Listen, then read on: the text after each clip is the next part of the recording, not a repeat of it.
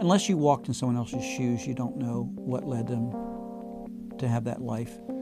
There's as many paths to the street as there are people out there.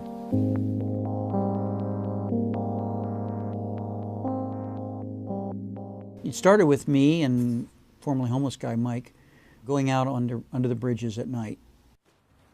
Mike had had a homeless experience of his own for about 7 years. He was going out and giving blankets and food to people. And I asked him, you know, I'm a doctor, can I go out with you? He said, there's a lot of medical needs out there. He said, okay, don't dress like a doctor and don't act like a jerk. I dressed like a homeless person. I got a book and I read about how to dress like a homeless person and mingle, and so that's how I got started.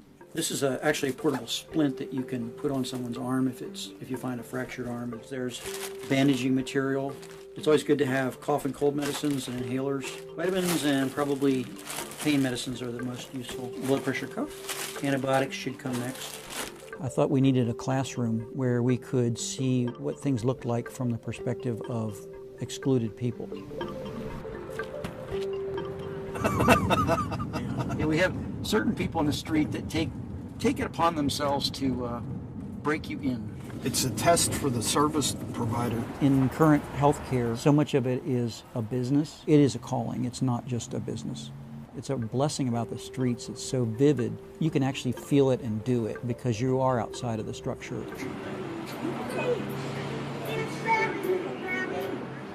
That's the order, Mary. Here you go, sweetie. Thank you. You get you a snack bag. You homeless, man? What's your name? He's Takashi. He's a medical. People out there are hanging on for dear life. One of the very first people that I encountered was an 85-year-old homeless guy. He had paranoid thoughts, and he thought people were chasing him. And as long as we kept his identity secret, we could work with him. And his legs got so bad that he actually would get maggots in them. We would have to stretch ourselves and care enough to stretch ourselves into their world, into their reality. To me, that's a whole new frontier for rediscovering how healthcare should be delivered. Do you guys remember how you felt during the first few runs that you would make? Mike terrified me. I still do periodically. Right? Yep. Right? Yes. It's about 22 years later now, and we're still working together. I'm Vietnam era. I was in the Air Force from 66 to 70. I'm 66 years old, man. You want Motrin or Tylenol? I got Motrin. I need Tylenol. One of the things that happens is you see yourself in street people.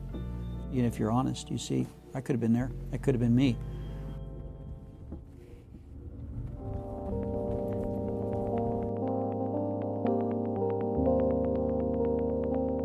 We have either found or helped create organizations like ours, street medicine programs, in over 85 communities throughout the world and 5 continents. And I'd love to see it become a point of pride, a jewel in the crown for communities everywhere. But we can do it under one unified vision, that everybody matters, that we need to look out for the people that are the most ostracized in our own communities, and that'll make us better people.